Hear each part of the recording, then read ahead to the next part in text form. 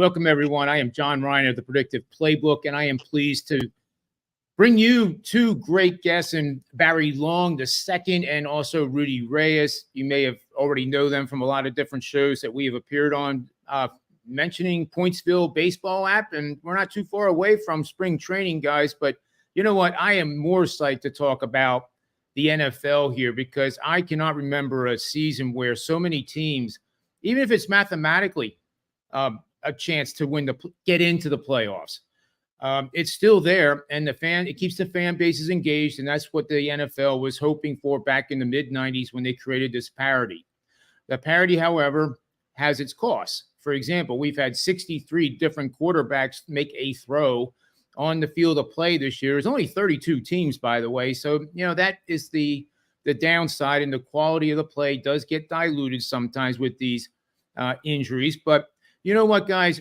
I'll introduce you later. I can't wait to get started with this show. And let's talk the Miami Dolphins at home.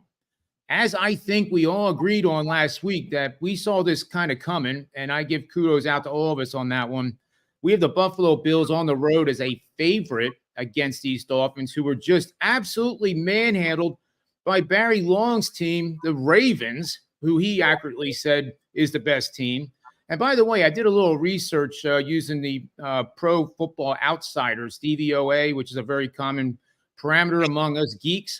And the Ravens right now are one of the best teams since 1990 in terms of DVOA, both defensive and offensive DVOA. That puts them in the light of the San Francisco 49ers, the Patriots, for example, that won, 6 Super Bowls. So I don't know. You start looking at that and you think, well, the playoffs are going to be boring because the Ravens are going to just, steamroll everybody. But getting back here before I get completely off the tracks, this Buffalo team actually has a shot not to make the playoffs. It's mathematically possible. I don't think it's going to happen. But Miami, obviously the winner here, it's monumental. They go down. If they lose, they go down to at least the 6th seed, or watching at home in front of the fireplace. Let's start with Rudy Reyes here. Welcome to the show, Rudy. What do you think of this massive, massive game? Oh, it's absolutely huge. Are you kidding me? Look, I'm getting choked up because I can't believe the Buffalo Bills are even in the conversation of what they're going to look like if they don't happen to make a deep postseason run, at least. Dolphins lead this series against Josh Allen all time, actually, other than Josh Allen, including Dan Marino and other quarterbacks, 62, 57, and 1 as of last year. Of course, Happy New Year, everyone. The Dolphins at 2,556, Buffalo Bills 2,534. It says a lot about this Dolphins team, but when you get beat the way that they did just conceptually what it looks like on paper is very, very bad for Miami. And of course, against the Buffalo Bills, the Bills are, to be honest with you, they have a right to be favored on the road, to be honest with you. I like the way they're playing right now. They're winners of a couple games in a row. So, they know what they needed to do. And there are a lot of teams in the AFC that are doing the very same thing, including the Steelers. Colts and Texans take each other on Saturday, in fact, and then Steelers Ravens. We'll talk about that here in a minute. But of course, it's always Ravens week in Pittsburgh. I think they always play every team like they do the Ravens, but we know the outcome can vary, and it's obviously very different. Historically, these teams have met 5 times in the playoffs, and Bills are 4-1 in the postseason, and I believe that's probably why they're favored. There's a lot of things that I look at, of course, including the victory in the 92 AFC Championship game. But what I look at here is Josh Allen just needs to get it to Diggs.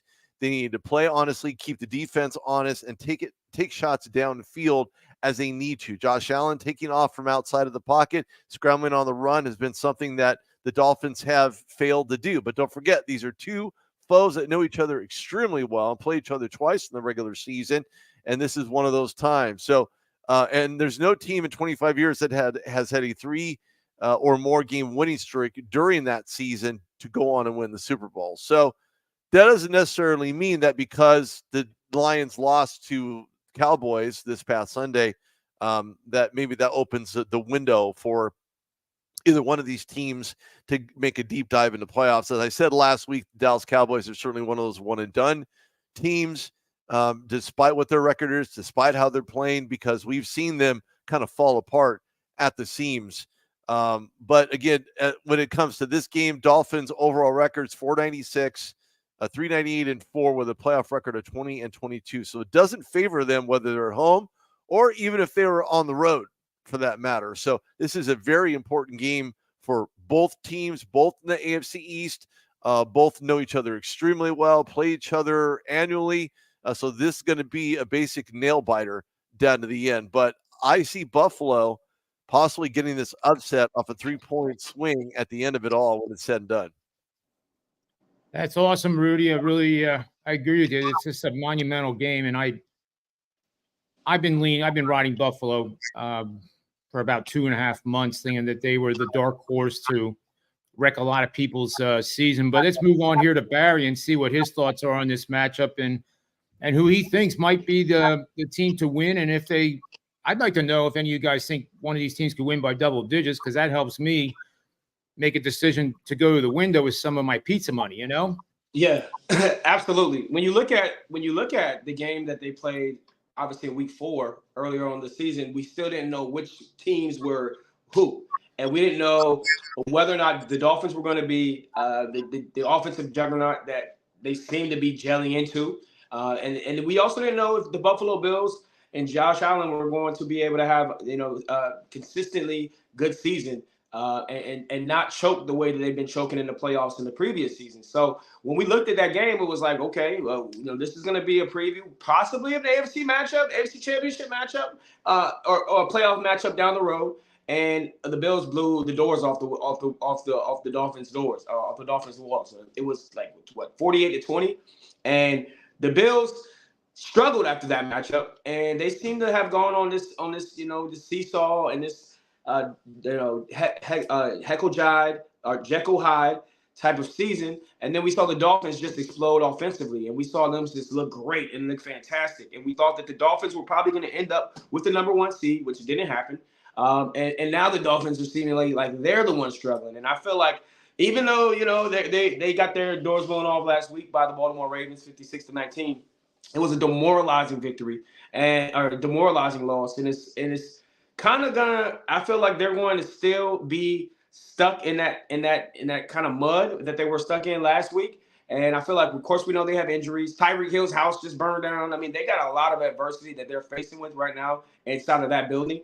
But particularly, I feel like the Bills are now playing their best football, and they're starting to gel even more. And, not only did they beat them by 28 before, they're winners of their last 4 in a row. So I feel like the Bills are rolling. The Bills definitely do take off and win this division. And I feel like, yes, they can win by double digits. And I would certainly put my money on the Bills if I were you, John Ryan, that pizza money. Well, I'm glad that's the way I'm leaning right now. Evan C., big shout out to him. How much will injuries affect these teams? And that's a great question, because it's obvious that the NFL, and I've said this time and time again, you look at the teams that are in the playoffs, the Super Bowl champions, they end up being the ones that have the smallest mash unit, so to speak. They have the starters in the lineup for most of the season, if not the entire season. But then there are outliers like the Philadelphia Eagles, who on offense are doing pretty good, but it's overshadowed by a defense that couldn't stop the 3 of us, at least right now. We'll get to that game in about a minute or so. But in terms of this matchup, the injuries in this game are obviously known. But what do you think generally, Rudy, aside from this game too, at this time of the season, how do injuries affect your looking at a game? Well, look, there are players who get favorable day offs who did not participate, who did not practice. So those guys are going to be the ones who have been excused to say, well, they've been doing okay. Then you have injuries, real honest to God, knee sprains, ankle sprains, high ankle sprains, lower back. I mean, you name it, shoulder, when they land to catch the ball or lack thereof. And you get those are going to affect the game schematically. So head coaches have to look at this objectively and say, well, who's the next man up? And unfortunately, I hate to use that cliche, but it's absolutely accurate. You're going to find those guys that are chomping the bit, that spend more time on the field, more time in the classroom, You look at guys like a receiver, Odell Beckham. He just wanted rest, whereas Ronald Darby was ill. And then Zay Flowers dealing with the calf injury. Kyle Hamilton has a knee injury. And Malik Harrison had a groin problem. Marlon Humphrey did not practice at all with a calf strain. So, this is going to affect all types of teams throughout these playoffs. But again, if these guys get a chance to get healthy, and I'll use Minka Fitzpatrick, who's been out, off and on more throughout the regular season, even though he's going to a Pro Bowl, has a knee problem. Landon Roberts, who had a pectoral tear or at least a strain, he was limited but practiced for the first time. So again, good signs throughout the NFL landscape, especially with those teams that are trying to be the spoilers to prevent other teams from getting into the postseason. So they really affect everything from game planning to the best ability is availability. And you know what? That's a great question. Let's Talk Sports Network. How much do sit-outs affect your Week 18 betting, or does it at all? That's more of a John question, considering I don't bet. And second of all, I don't even buy scraps, though, right? So but it definitely is going to affect those who do bet. John, I will defer that to you. Well, thanks, Rudy. And the bottom line is that the number in the market factor these things in. For example, Lamar Jackson, I believe, is not playing. He's listed as out. That gives the Steelers a huge opportunity to win, right? And the line will reflect that. The line is already -4. It's probably going to go up to -5.5 and higher. But it's already baked into the price of the market. And what I have found is that the teams that sit a guy like Lamar Jackson somehow find a way to cover the spread. You take a look at some of the second unit guys, so to speak, to use an NBA term there, on the Ravens. They're good enough to give Pittsburgh Steelers a great game, period, and force them to work very, very hard. On the flip side, if you're a team that is desperate to win and get into the playoffs, I think there's a tendency to have a little bit of a letdown. We're playing the JV. We're going to win this game. And lo and behold, it doesn't work out. So common intuition would tell you to bet the team that is playing against the team that is sitting out their starters. But it doesn't work out against the spread. The market overreacts generally more times than not. And I just stay away from betting on the teams that are sitting out.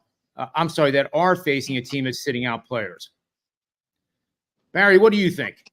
It goes down to that old age adage, rest versus rust, right? And, when you look at, who's going to be sitting, who's not going to be sitting. The Ravens right now are obviously, Lamar Jackson's not dealing with an injury, but he's obviously going to be resting because we have the bye already. But then you get guys that are going to be hungry for their playing time, guys that are going to be asked to step in if anybody gets injured throughout the playoff run. And these guys are going to be playing their hearts out. So when you look at, a Tyler Huntley coming in or Josh Johnson coming in and playing for Lamar Jackson, not only have they been learning under his tutelage, but they've also are the hungriest guys, and they want to win the most. So all these second unit guys are going to be out there playing. I agree with John. I think you do not bet against, you don't bet against the team that's sitting guys just because they're sitting guys, because especially a team like the Ravens, who have so much depth at running back, so much depth at DB, so much depth at wide receiver. And you just look at a team like that is just, primed to give Pittsburgh a win. And I feel like, I think Pittsburgh's probably still going to win this game because their playoff lives are they're fighting for their playoff lives a little bit more. But I definitely picked the Ravens to cover that spread. Yeah, I love it. And I'm going to get back to the Bills-Miami game. And I'm definitely with the Bills here. I have a couple analytics to share. The Bills are 24-20 straight up, 26-17 with one push against the number for 61%, when they have failed to cover the spread in each of their last two games. And those that covers seasons going back to 2010. If they are facing a divisional foe in that situation, they have gone 9-8 straight up, 11-6 against the spread for 65%. And from my predictive model, we don't really talk about that too much because I think sometimes I'm fearful that we're going to dive down a rabbit hole that I can't climb out of. But anyway, the models have an 80% probability that the Bills will score at least 27 points and have the same or fewer turnovers. in past games facing a divisional foe and matching or exceeding these performance measures, the Bills have gone an impressive 21-2 straight up, 19-4 against the spread for 83% over the last 10 seasons. So clearly, if they score 27 or more and take care of the football, I think we know who's going to win this game, and that, in my opinion, is the Buffalo Bills. Let's move over to another game here that I just absolutely am intrigued with, and it's the Philadelphia Eagles on the road going up I-95 through the snowstorm that's supposed to hit here in the East Coast to take on those division rival Giants in a game that you would think intuitively the Eagles would just absolutely destroy them, win by 30, 35 points. They need a win desperately. The Giants absolutely have nothing to play for. In fact, if they win this game, they go from the 5th slot in the draft that's coming up to the 10th. And that's a lot of players, and a lot of good players would go to the wayside. I'm not saying the Giants would throw the game, but motivationally, granted, it's a divisional foe, the Eagles. That'd be great if they could beat them. But what is it going to do? The Eagles are already locked in the 5 spot no matter what. If they win and somehow Dallas loses to Washington, who they have struggled against, Washington has won 3 of the last 5 meetings in Washington against the Cowboys. But this is this year, and those are nothing but a history lesson. So I'm going to present real quickly something that hit me last night. If I was the head coach or the general manager of the Eagles right now, the odds of the Dallas Cowboys losing this game is got to be under 5%. What does this Eagles defense really need? Do they need more reps? Do they need to hit more people? Do they need to, shoot the gaps and try to sack the quarterback? No, they need rest, in my opinion. They are exhausted. And you don't have to look any further than the last 2 games where they gave up 51 points. And most of those points, 80% of them, were in the second half. They were up by 21 against the Giants, 20 against Arizona, in which they puked that lead and lost. And it was all in the second half. That, to me, I could be dead wrong, guys, but that spells fatigue. Now, if they do start the starters, and all of a sudden you're scoreboard watching, and you see Dallas up by 2 scores, would you take the starters out? I think they will, because they're not playing in Philly. There's no pressure. There's no fan base that's going to boo them and start throwing snowballs at them. So there is, I think, a pretty high probability that Sirianni would have the guts to do that, and I think it's the right thing. So that means that you take the Giants as soon as Dallas gets up by 2 scores, 10 or more points. Get it live in game, and then see if the Eagles pull the starters. And if you're lucky enough to pull that line before the market reacts, that line could move 7 points in game if the Eagles suddenly take their starters out. So that's my arbitrage, kind of like, buying the Cowboys and selling the Eagles, so to speak. So we'll start with Rudy here, and you can tear it apart if you want and think it's ridiculous, but that's my take on this game. No, I honestly think that you have something there, John, and here's why. Predominantly, you're going to have head coaches that are going to put a hodgepodge of guys, and they know the guys that actually have the reps. They know the ones that have played throughout the regular season.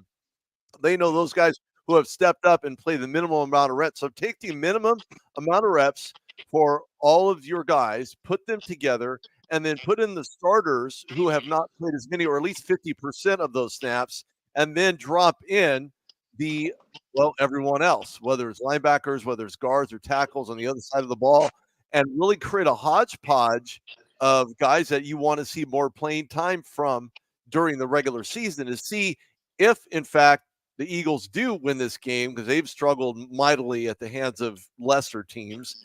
And obviously one of the most memorable is against the Denver Broncos, but that's another story. So I think that that's more of a question for you than anything else, but it's kind of a twofold, Evan. That's a great question. And I'm gonna answer the second part of that, and I'll start with this statement. When you lock up seeding for the regular season, and John actually had a really good point to that, you take those guys at any given point where the Cowboys are up by 2 scores, you pull all your starters and you put in nothing but scrubs, second team guys, third team guys. If you do that, that could help that line more so for the Eagles in a buy situation than it would be to buy the Dallas Cowboys in their situation. Now, the opposite could be true. Dallas Cowboys could be up 14 points. The Eagles are struggling handily. You keep the starters in. So it can work both ways.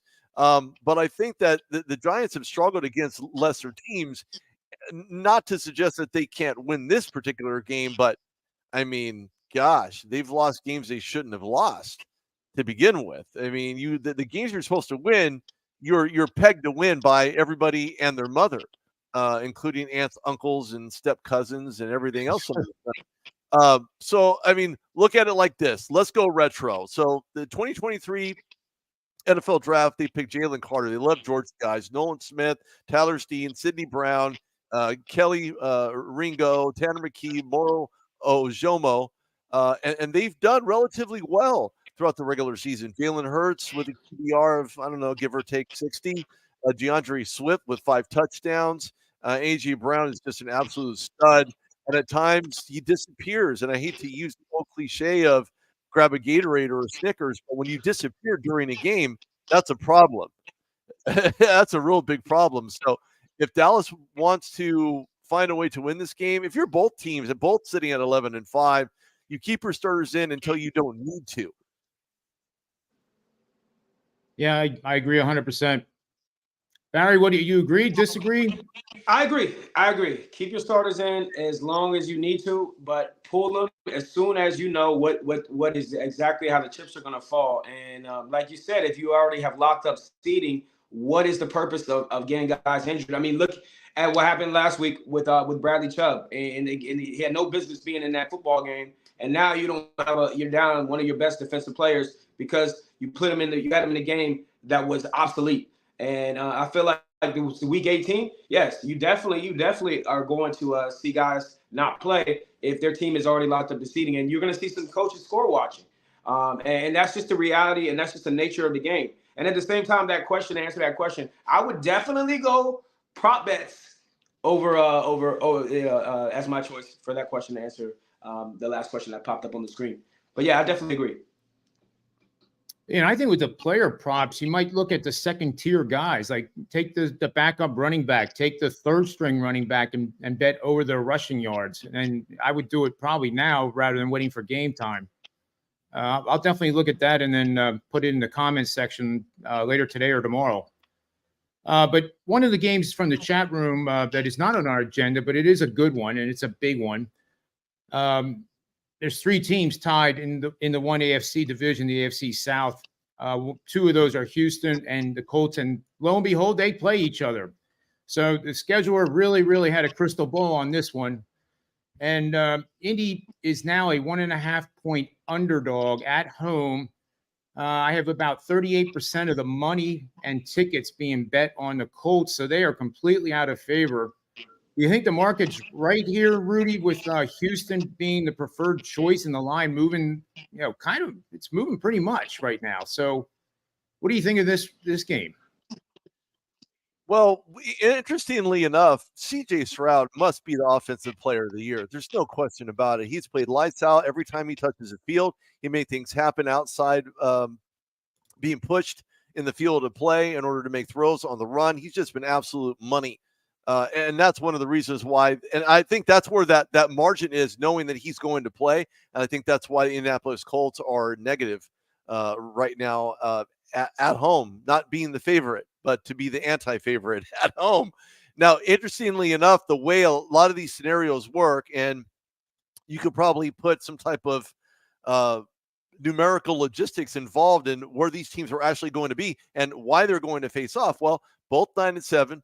With identical records. You can throw any other prior inclusions out of the window at full speed, but both of these teams are playing extremely well, even though Gardner Minshew has been playing relatively well also as the aforementioned a starter now, clearly, and it puts his team in a situation where they can win, and that's why they're 9-7. Now, oddly enough, if Houston clinches the AFC South title, obviously, if they win, or if Jacksonville loses, and they have the propensity of losing. Why? Because Trevor Lawrence is questionable with that shoulder injury, especially inside of the upper part or the inside socket of his throwing arm. So the AC joint is nothing to play around with.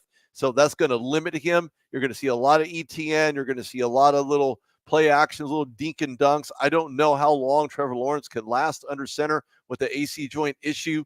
That's not going to bode very well. But they can also win if somehow some act of God, if they tied Jacksonville and the Steelers lose.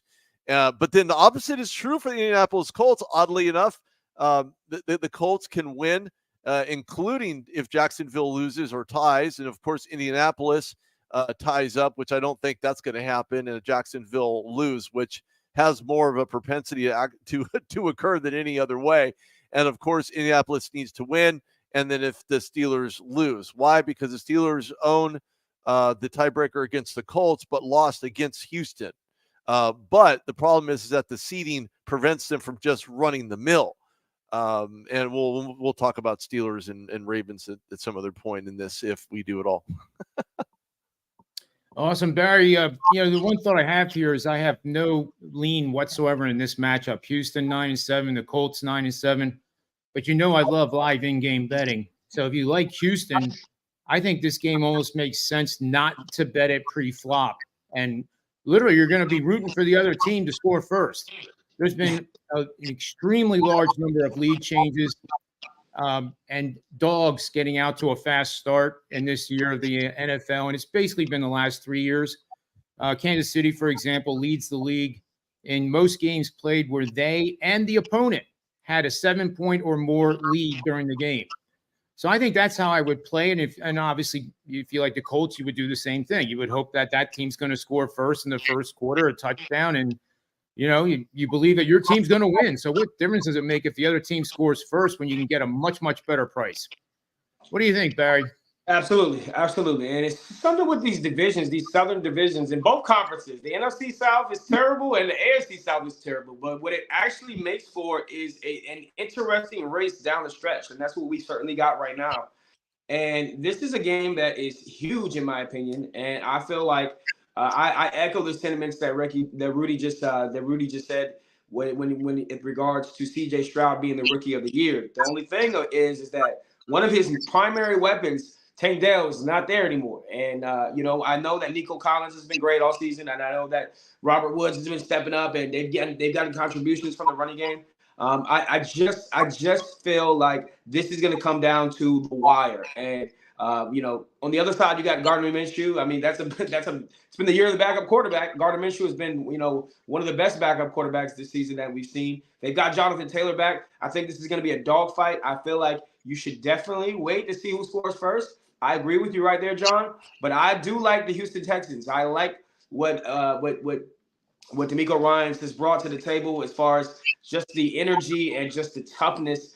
And I feel like this team has been playing with a mental toughness that we have not expected them to have all season long. So I feel like they finished the job, and I feel like they do win this game.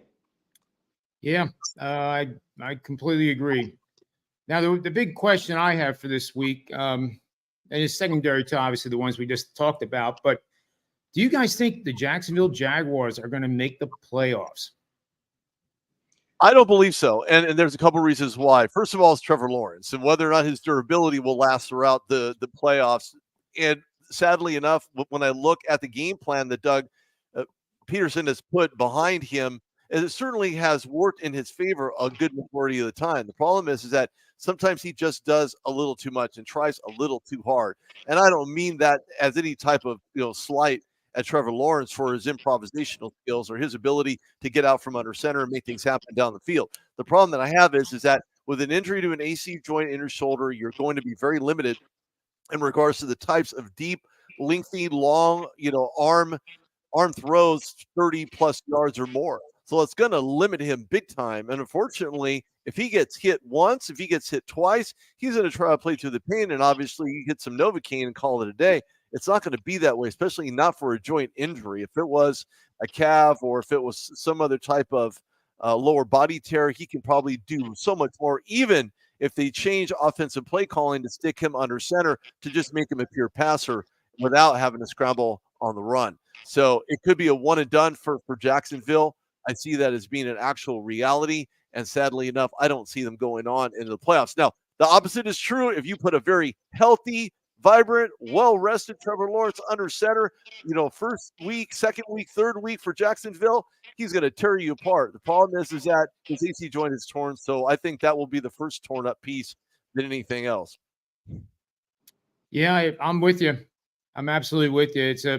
It's amazing, and I think the lesson learned here for people listening to this, if you remember in the preseason, the biggest bandwagon in the AFC was by far the Jacksonville Jaguars.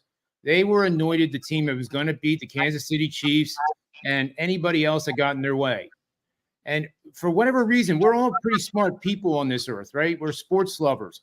But when that herd gets that big, I know I've learned this when I was on Wall Street. You get everybody bullish, that's when the tops happen. You get everybody bearish, that's when the bottoms happen. And it's the same thing in sports betting. You get everybody and their brother on one bandwagon, and it, for whatever reason, it doesn't work out. And it's not worked out for Jacksonville this year. They are certainly not a Super Bowl contending team, let alone the AFC Championship. So I think that's the lesson you jot down in your little notebook. So when you get back to next August, you can review it and see it and know, okay, which teams are the ones that are going to be the hot teams next year. And honestly, I'll give you one right now. I think the hot team right now is the Chicago Bears. I think they make some good draft picks. I think they make some player moves, whatever. I think they are going to be on people's radar next year. They've actually covered the spread in 6 straight games. That's pretty good. And they are playing a lot better. But that's for next year. That's just my thought there. Let's see. In terms of the NFC, do you think the Eagles are going to make a deep run? Barry, go ahead, Barry. I'll let you take this one. Sadly, I do not feel like this is their deeper run. I don't think this is a Super Bowl run. I do think this is an NFC Championship maybe run, because anything can happen on any given Sunday. And one thing we do know, a lot of people want to point to the struggles of the Eagles, saying that the Eagles they went on a 5-game winning streak where they were out-yarded in each one of those games and getting by just by the hair on their chinny chin chin. and one way you can look at that is, okay, well, this team is constantly in close games and they're constantly getting out-yardage by other teams. So they're gonna eventually this luck is gonna run out. Or you can look at it like, hey man, these guys know how to win close games and they know how to pull out games that they shouldn't be pulling out. And that's what it takes sometimes in the playoffs. So I feel like this is a deep run. I feel like this is still a team that has great leadership with Nick Sirianni. I feel like it's great leadership despite all of the criticism that he's gotten, especially the last few weeks from the Philadelphia media for sure, but from just all media in general. And then I feel like, it's also great leadership with Jalen Hurts and Jason Kelce up front. And it's just they got to have contributions from A.J. Brown. He's got to step up. He's got to have these, these astronomical games in order for them to win. But their defense is getting torched, and they've been getting torched all season long. And I think that's what ultimately ends the run in the playoffs for them, is that secondary gets torched. I agree with you, the leadership. And that's why I kind of thought that this might be a good question for Rudy to address is, if you are Sirianni, is the right thing to do, not necessarily if you have the guts to do this, is the right thing to do is to pull the defensive starters now, give them an artificial bye week, because, like I said, they got torched in the second half of each of these games against bad teams. Kyler Murray's a pretty darn good quarterback conceptually on paper, and he torched the Eagles. There's no ifs, ands, or buts about it. So do you think that's a wise decision, Rudy, or is that one that gets you fired? That's a great question. I think you could probably ask a coach that got fired during the regular season in Los Angeles with that last head coach that got starter. So, you're going to do or die by your decision-making processes. And when I say that, you're going to have a lot of questions heading into any type of relative playoff positioning type of game. And sadly enough, Nick Sirianni needs to pull it together. I don't suggest pulling your starters immediately. It kind of goes back to what I was saying earlier, that if you pull those guys that have had the most possible reps, but yet their productions, tackle for losses, PBUs or pass breakups, you look at all of those stats and say, does he give you a better chance to win? Does he give you a one-on-one battle that's just that much better? Can you play him against a top wide receiver, or at least a very decent wide receiver? You have to answer yourself those types of questions before you ever make any decisions and put it on paper to actually make it stick, to see what it looks like in a real-time game. However, when it comes to the Eagles, they have struggled mightily in the secondary. They've allowed probably most points scored against them within the last 2 games, and it doesn't look very good. And to answer that first question in regards to whether the Eagles can make a playoff run or not, I don't know that they can get past the 49ers if for some reason Brock Purdy and the Mike Shanahan offense is able to get it together during the regular season. But you will not see Brock Purdy in this upcoming game. They're going to sit the majority of the starters because they have a guaranteed number 1 seed and a bye week, so they don't necessarily need to put their starters. However, when you have another team that's on your back like the Cowboys, and you're the Eagles and you're Nick Sirianni, you need to leave your starters in as long as possible. But again, mix it up to make sure that it makes sense at the end of the day and you get that W. Otherwise, you could find yourself fired and sitting somewhere in Cancun wondering what went wrong. I don't know. That's getting fired and still getting paid and sitting in Cancun. I don't know. Is that where coaches go when they get fired? Umbrellas in them? Is that, that's not bad. You're going to have a Mai Tai. I guess you could probably have a few of those if you got fired on a plane headed back to home base. That's where Brandon Staley is, Cancun. Why not? I think he's. I think you're right, Barry. But what do you think, Barry, along these lines here with these topics? You can expand on anything you want here off of this, but it really is. It's difficult to make these decisions. And as they said in Moneyball, when he starts cleaning house in the movie and making what appears to be ridiculous trades before they won the 21 in a row, these are the decisions that get you fired. But if you want to win, if you want to win a Super Bowl, I mean, what else can they do with the Eagles situation? It's crazy. I mean, I think you have to rest them. I think you have to rest them as much as possible. And these are the decisions that get you fired. And in a place like Philadelphia, where the seat gets hot and it gets hot quick, and you could be the talk of the town, and everybody can love you, and you could be the darling, and you could be the darling new head coach one season, and the very next season find yourself fired in a market like New York and a market like Philadelphia. So I feel like, these decisions are very key and very crucial, especially with a team that's been kind of, not spiraling out of control, because we've seen other teams go on losing streaks, 3-game losing streak by the 49ers. We've seen other teams look like, okay, well, maybe they weren't as good as we thought they were. But ultimately, when you're talking about, resting or sitting guys, even in Baltimore, right now, we're talking about the last time we had the number 1 seed in Lamar Jackson's MVP season. We rested the guys the last game of the season. We had 2 weeks off with the bye week included.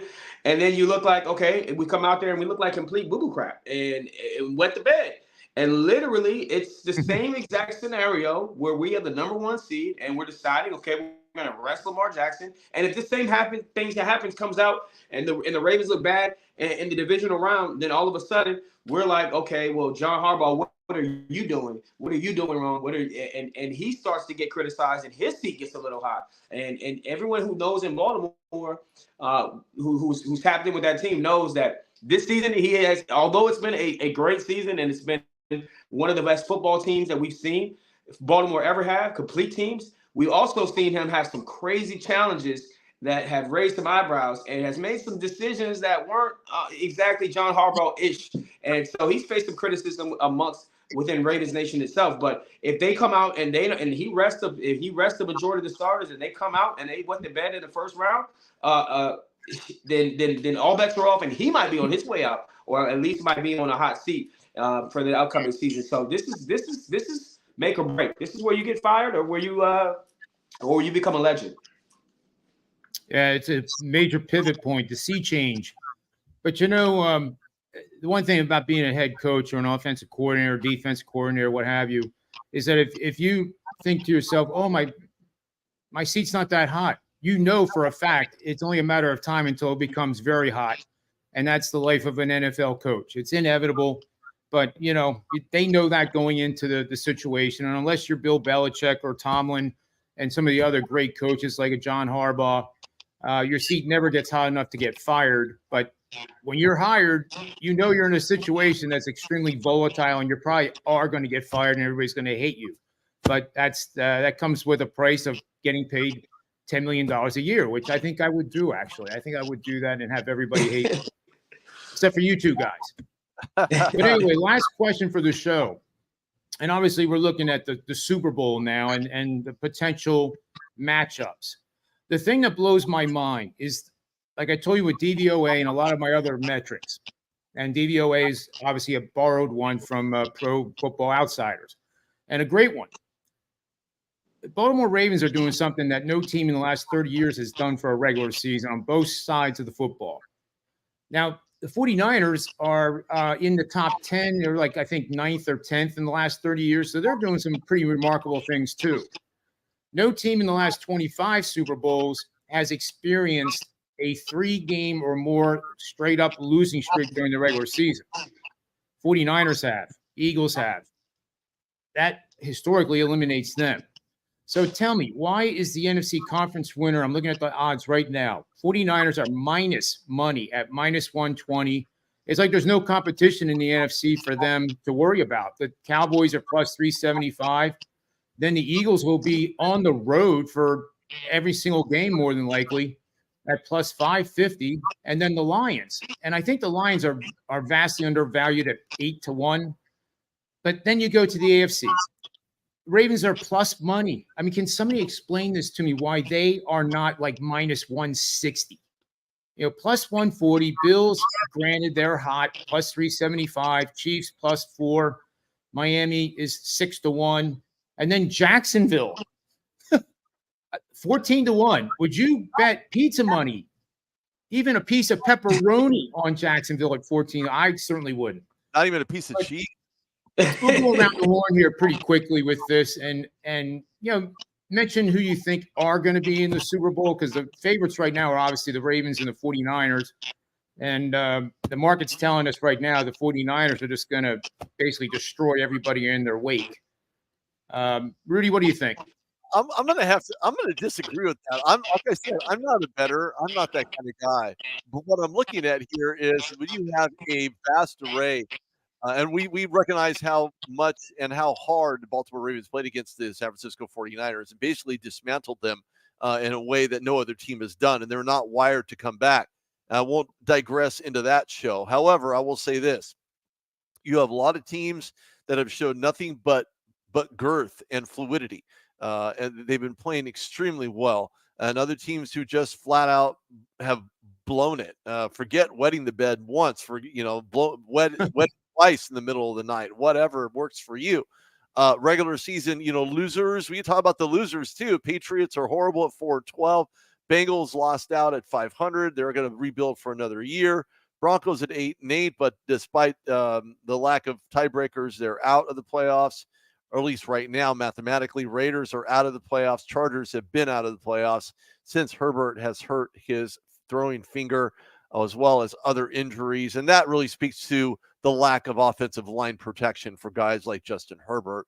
And I'm sure they're going to go back to the drawing board. And look, it's tough to pick a winner right now. There's still so much football to be played. I mean, you have a plethora of games upcoming this Sunday. And when I say that, I mean you have Bucks at Panthers, Browns, Bengals, Vikings, Lions, Jets, Patriots, Falcons, Saints. A lot of those teams can find themselves on the outside looking even deeper and further, or you can be the spoiler as well. The Browns are playing extremely well, Alex. That's a great question. They've been playing lights out, and they're going to play against the Bengals on Sunday. I see this as another W because the Bengals, with Browning under center, it was a great story for what it was, but unfortunately it's not going to last that much longer, and that storybook is going to end by Sunday. But I mean, you have so many spoilers and spoiler alerts, I'm sure, that are going to be going around the NFL landscape. It's really tough to say who's going to win, who's not going to win, who's going to the Super Bowl. I don't have a pick. I just don't have a pick, and I don't have it yet. Ask me after Saturday and Sunday, I may have a very different view. But right now, I don't have a pick to go on, and I don't have a favorite, because right now the NFC is such a mess in regards to who's getting in and who's already out the window at full speed. And in the AFC, you still have, Steelers, Texans, Colts, all at 9-7. So there's just no way to pick. Mason Rudolph has been playing lights out for Pittsburgh. The third string quarterback, not even a second string, the third string quarterback, in lieu of Kenny Pickett getting injured. He's been playing winner of 2 games in a row for Mason Rudolph, which hasn't been done in a very long time for Pittsburgh. And the only time that you've seen this happen is when Ben Roethlisberger had taken over for Tommy Maddox, who himself, as Tommy Maddox, wasn't playing very well, and a guy who's, resting on the laurels of, look at the team I used to play for, and Ben winning 2 Super Bowls. So yeah, there's so much football to be played. I can't pick a winner and I can't pick a loser yet, but I'll let you know. Well, next week's show. There it is. For that. Oh, it's everybody to find out. Somehow I think he's going to mix in the Steelers into that conversation. Yeah, Barry, but if they what win, do you think, Barry? Well, I can answer. I can be Barry right now. The Ravens, and Ravens. Yeah, all day. The Ravens. I mean, the football team is the best football team that I've ever seen the Ravens have. I mean, when we look at the defense, that 2001 defense, the 2000 defense looked phenomenal. This defense is very reminiscent of that. The linebacking core with Patrick Queen and Roquan Smith, the leadership that they have, and the secondary, the depth that we have there, the guys that we have up front. And when you have Clowney and Van Noy as just second or third options to come off the edge, it's a beautiful thing. I do think that the Ravens do run a risk of choking against one team in particular, and that is the Cleveland Browns. I feel like the Cleveland Browns always play the Ravens tough. But what they're able to do defensively, what they're also able to do offensively now that they have Joe Flacco, and when you add the Joe Flacco wanting to get back at the former franchise that turned their back on him and moved and turned the page on him, I feel like that is a dangerous matchup for them. So that is the one matchup that I fear. And then on the NFC, I feel like the 49ers, they're juggernaut. We saw what they've done to both the Cowboys and the Eagles, and they're the favorite. But I feel like the Rams are a team that we should be on the lookout for as well. The Rams are a team that have a rivalry with them, and and they're playing hot. They're playing good at the right time. They finally got a contribution from Kyrie Williams. So I like the Rams to be the sleeper team in the NFC, and I also like the Lions. I feel like the Lions, this past game with the Cowboys, how they were able to be competitive and able to win that game in some people's opinion. But I feel like the way that they walked away with that bad taste in their mouth after that loss, after that call, that controversial call, I feel like they're ready to bite some kneecaps. So all bets are off with Detroit. That's one thing you don't do, is you don't piss anybody off from Detroit, because all bets are off. But yeah, I like those two teams as sleepers in the NFC, and then in the AFC, I like the Cleveland Browns as a sleeper. But I'm still going to stick with my initial pick, 49ers, Ravens. And yes, I did pick that at the beginning of the season. So I just hope that is what ultimately happens. Yeah, I'm with you, Barry, on that one. The ones I'm looking at that I have not yet bet, you can get at Bet ESPN. You can get to reach the AFC Championship game. A little bit more conservative than saying they're going to make it to the Super Bowl. So I think there's tremendous value right now in the Cleveland Browns to make it to the AFC Championship game. That defense is just nasty.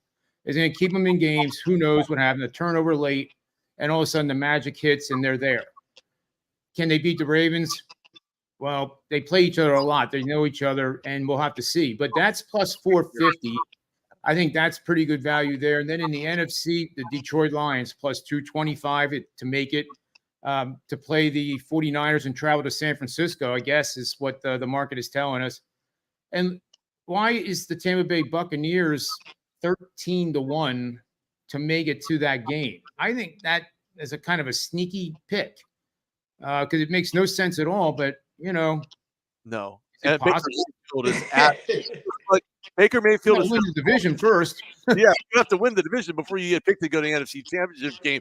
Look, Buccaneers over. If you want to go game by game, I'll pick the winners for you. It's kind of the writing's on the wall here, right? So we look at Buccaneers. Someone better record this. Or wait, you already are. Buccaneers over Panthers. Browns will take over the Bengals. Lions will dismantle the Vikings and sell their horn on eBay. Jets are gonna handle the New England Patriots, but not by much. But they will get the W. Falcons are going to lose heavily because of Desmond Ridder. Offensive line, play calling against the Saints are going to overcome and capitalize on Derek Carr's interceptions. But I think the Saints get it done by the end of the year. Jaguars, this is a do or die for the Saints, by the way. Jaguars will overtake the Titans, and I think that's not going to even be close. Seahawks, sneaky against the Cardinals, a little fast with Geno Smith outside the pocket, make things happen on the run. Cardinals just don't have it defensively to stop Seattle. Bears against the Packers. This is probably the most interesting, maybe the NFC game of the week between the Bears and the Packers, because this is for bragging rights. Even though the Packers are not going to the playoffs, this is still bragging rights to see who owns who. Chiefs will handle the Chargers. That's without question. Broncos will play tough against the Raiders, despite Max Crosby being voted in possibly for Defensive Player of the Year, maybe even Walter Payton Man of the Year, rather. Eagles will struggle against the Giants. Yes, I said it. Struggle against the Giants. Rams will get the dub over. Well, you know what? They're actually sitting Matt Stafford. 49ers will not have Brock Purdy, at least to my understanding. So I think that the Rams will end up losing this one, even though they know they need to win this game. 49ers will win that one. Cowboys over Commanders. That's going to be a struggle for Cowboys early, but they're going to find their way, methodologically speaking, and take apart the Commanders. Bills, Dolphins. That's my AFC game of the week. Why? For a couple of reasons. It has tons of playoff implications, but I think that the Bills will end up taking over the Dolphins being the favorite on the road. And there you go. Other than the AFC pick that I have earlier, I think Steelers will win. And even though they're playing in Baltimore, will end up beating the Ravens with backups. Now, the Ravens, for all intents and purposes, have 7 guys going to the Pro Bowl. That says a lot about their organization, says a lot about their players, but they're sitting a majority of them. Even though it's going to be a good game, I think Steelers will come out on top. And this one, Texans and Colts, it's going to be on the arm of C.J. Stroud. That's the way they're going to win. The one who makes the least amount of mistakes is going to be the Texans. That means no turnovers. That means get better field position, tackles for loss, as well as sacks. So that's going to come up big. So I think the Texans will get the dub and beat out the Colts. And then if the Steelers win, the Ravens, obviously you're going to go to a wild card playoff game between the Steelers and Texans. Barry, you want to do the same thing? You're not obligated to do every game. No, I'm like good. that. I'm But good. That was I mean, we could have had a 5-minute show if we would have known Rudy was going to do this. No, I'm good. I agree with most of what he said. I'm good. Well, the one thing I was going to look up, Barry, if you have anything else to add to it, I wanted to see how teams, double-digit favorites, do in the last week of the regular season. So if you can cover that while I do a little quick search here, I think it might be some valuable info for that Dallas game. So I'll do that, and you guys can say whatever. What I wanted to bring up, if you don't mind, is So I just wanted to ask you guys, what coaches do you think are going to be on the hot seat and get fired after the end of the season? Because we know what Black Monday is. Black Monday is the day where you get that. Hey, sorry, you're gone. Here's that pink slip.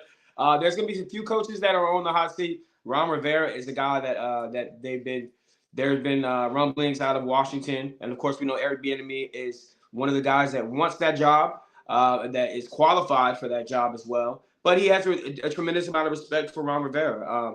And we'll see what happens there. There's a lot of people talking about, which I think is utterly ridiculous, that Bill Belichick is on the hot seat after this season. I feel like he at least gets another season. And then with that being said, if he does struggle another season after getting a top draft pick, I feel like at least they'll say, hey man, you're going to retire, you're not going to get fired. And that's up to him whether he wants to pull a Tom Coughlin and make it an awkward press conference and then go down to Jacksonville and continue his career. So where he got fired or not. But at the end of the day, I feel like Ron Rivera is a guy that's going to be on the hot seat, and we'll see if But what coaches do you guys think are going to get that pink slip on Black Monday? I think Sirianni's safe. Sirianni's safe. Yeah. I agree with the Ron Rivera. I can't really think of any that I'm certain are definitely going to get dismissed than any obvious ones. But, Belichick is the one that comes to mind. He obviously is not going to get fired. He could get traded. We could see that again. He'd be the only coach in NFL history. Eberflus might be gone. Yep. You don't think so? He'll get probably one more year. Okay. One more year. Arthur Smith is also on the hot seat.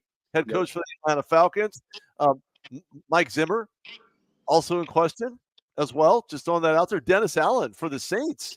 I mean, look, Mickey Loomis picked Derek Carr to be their football savior, and he's done nothing but flopped. Like a fish out of water, just like it hasn't been good. Las Vegas Raiders. Todd Bowles, yes, it's a 500 season, but how many head coaches in the NFL can say they've had 17 or more 500 or better seasons? There's only one, and that's Mike Tomlin. Of course, with all the rumblings that were going on early on in the season for Pittsburgh, it was a question as to whether or not he was going to be that guy on the outside, being the guy on the inside. Mike McCarthy, that depends. It depends on playoff position. It depends on the last win, and it depends on if they get to the NFC Championship game. If they don't get there, he's done. And of course, Matt Nagy. And that was in 2021. We've seen them make that transition over to Matt Eberflus. That's why I don't think Matt Eberflus is going anywhere anytime soon. And to your point, John, I think they're going to really look at guys that are going to work for them in this upcoming draft. And when they do, they're not going to sit on them. They're going to grab them. Yeah, I can't disagree. Well, it brings us to the end of the show. My best bet for the show is the Buffalo Bills minus the 3. Don't be afraid to remember to use live in-game betting. There's going to be volatility in this game. One team is not likely to score first and never trail. So I'm hoping that Miami actually throws a big bomb to Tyreek Hill to help my DFS lineup on DraftKings, and then Buffalo answers the rest of the way. So, fantasy land kind of stuff, but you got to be ready to take advantage of it when the fantasy becomes reality. So that's Rudy. Before I let you go, tell us where everyone can find you. I know you do great work on iHeart Radio, and then we'll go over to Barry, and then we'll sign off. Oh, fair enough. Well, Todd Bowles, correction, head coach for the Tampa Bay Buccaneers. He could be on the hot seat. But everybody can find me at therudogshow.com. If you like the news, you can always go and download your iHeart Radio app and check out my great things on KBTA. I start at 11 a.m. You can go to Sirius XM. I will be handling a couple of games there for Sirius this weekend. And, of course, I'll be listening to my Steelers play on the same satellite radio at Sirius XM. So make sure you check it out. You can always throw me a follow on Twitter at Rudy Reyes. And then find me on LinkedIn, Instagram at Rudy R. Reyes. And everywhere else you can connect yourself and plug yourself in. Excellent stuff, Rudy. Barry, where can people find you? Yeah, of course, host of the 5150 Sports Show, host of Pointsville, only baseball with Pointsville. But you guys can find me at Twitter, at IG, at Facebook, at Barry Long II, as it is written right there. I love it.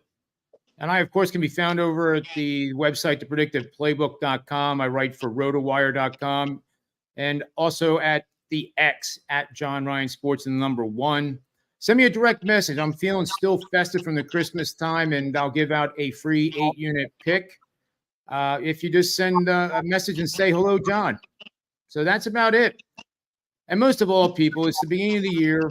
And if I haven't already said before, it's very important to me and our team of hosts here that you bet with your head and not over it.